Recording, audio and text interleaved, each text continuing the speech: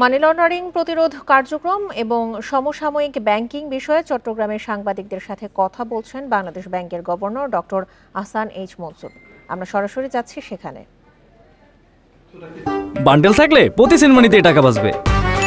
বিকাশ send money bundle কিনে জিতুন প্রতি লেনদেনে। কমিয়ে দেখানো হতো, ফলে সেখানে 9.5-এর উপর উত্তরা প্রথম যখন সেটাকে ছেড়ে দেওয়া হলো, প্রকৃত তথ্য দেওয়া শুরু হলো আগস্ট থেকে সেপ্টেম্বর মাসের 7 তারিখে যে ডাটাটা প্রকাশিত হলো, সেটাতে আমরা দেখলাম যে মূল্যস্ফীতি, খাদ্য মূল্যস্ফীতি যেটা 9-10 ছিল সেটা 14%, 14.5%। তো 14.5% থেকে এখন গত মাসে এটা 8%-এর একটু বেশি আছে। তো মোটামুটিভাবে আমি বলবো এটা সন্তোষজনক।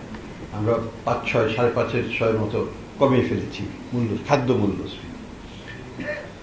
নন ফুড ইনফ্লেশনটা এখনো ওইভাবে অতখানি কমে নেই, কিছুটা কমছে। এটা 12.5%-এর মতো ছিল, সেটা এখন কমে 9.5-এর মতো আছে, 9.5-এর মতো আছে, 9%-এর উপর। তো 3%-এর মতো কমছে। তো 3% কমেছে। আমি আশাবাদী এই কারণে যে এটা আরো কমবে সামনে, কারণ সাধারণত বাংলাদেশের ক্ষেত্রে বা আমাদের মতো দেশের ক্ষেত্রে খাদ্য মূল্যটা যখন বাড়ে তখন নন ফুডটা সেটাও বাড়ে, কিন্তু 2-3 মাস 4 মাস পরে বাড়ে, আস্তে আস্তে বাড়ে। কারণ খাদ্য মূল্য বাড়লেই মানুষ কষ্ট পায়, কিন্তু তখন তার 2-3 মাসের মধ্যে রিক্সা ভাড়া বেড়ে যাবে, বাড়ি ভাড়া একটু বাড়বে, এটা একটু বাড়বে, সেটা বাড়তে বাড়তে বিভিন্ন সার্ভিস সেক্টরে চুল কাটার খরচটা একটু বেড়ে যাবে, সবই একটু একটু করে বাড়বে কয়েক মাসের মধ্যে। কিন্তু এটা একটু ল্যাগড এফেক্ট আছে। সিমিলারলি যখন খাদ্যমূল্য কমে তখন আবার ঠিকই একই জিনিসই দেখা যায় যে নন ফুডটা তখন ওই ল্যাগের কারণে ওটা তখন একটু উচ্চ পর্যায়ে থাকে এবং পরবর্তীতে আস্তে আস্তে ওটাও কমতে শুরু করে। তো সেই কারণে আমরা আশাবাদী যে হয়তো 2-3 মাসের মধ্যেই আমরা নন ফুডটাকে দ্রুত কমতে দেখব। তো যাই হোক, সামগ্রিকভাবে আমরা একটা সেই স্বস্তির জায়গার দিকে যাচ্ছি। আমাদের লক্ষ্য এখনো যে মূল্যস্ফীতি হয়তো 7 থেকে 8-এর মধ্যে আমরা পাবো জুনের শেষে, অর্থাৎ জুলাই মাসে যে ডাটাটা পাবো তখন হয়তো এটা দেখতে পাবো আমরা 7-8-এর মতো আজকাল থাকবে কোথাও।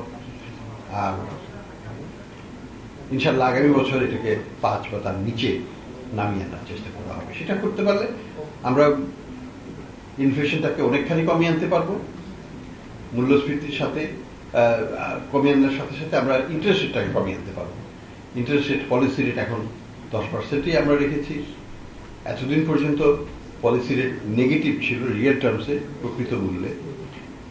কিন্তু আমরা এটা জানি, আমি অন্তত জানি, বিশ্বাস করি যে যদি ইনফ্লেশন কমাতে হয় পলিসি রেটকে পজিটিভ করতেই হবে।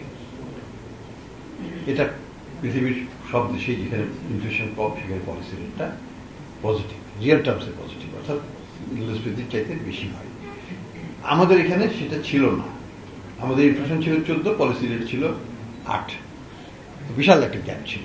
যাই হোক, এটা আমি আসার পরে এটাকে বাড়িয়ে এটা থেকে 10-এ নেওয়া হয়, 8.5 ছিল আগে, থেকে 10-এ নেওয়া হয়। তো 10-এ এখনো আছে। এটা ইনশাল্লাহ এটা কমবে যখন এটা 7-এর নিচে আসবে ইনফ্লেশন, আমরা এটাকে কমিয়ে আনবো তখন। তো ইনফ্লেশনের সাথে সাথে এটা কমবে ভবিষ্যতে, কিন্তু স্প্রেডটা রিয়েল পলিসি রেট ডিফারেন্সিয়ালটা পজিটিভে রাখতে হবে, অর্থাৎ 2-3% পজিটিভ থাকবে।